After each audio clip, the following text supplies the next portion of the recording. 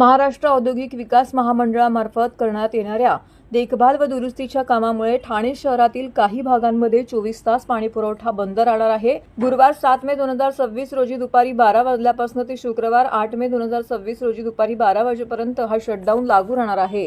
जांभूळ जलशुद्धीकरण केंद्रामध्ये जलाशय येथे 12वी गुरुत्ववाहिनी क्रमांक 1, 2, 3 व उन्नतीकरण तसेच तातडीच्या देखभाल दुरुस्तीची कामं हाती घेण्यात येणार आहेत। या कालावधीत दिवा, मुंब्रा, कळवा या प्रभाग समित्यांमधील सर्वच भागांमध्ये पाणी पुरवठा पूर्णपणे बंद राहणार आहे। तसेच वागळे प्रभाग समितीतील रूपादेवीपाडा, किसन नगर क्रमांक 2, नेहरू नगर आणि मानपाडा प्रभाग समिती अंतर्गत कोलशेत खालसा गाव या भागांचा पाणी पुरवठा 24 तासांसाठी बंद राहणार आहे।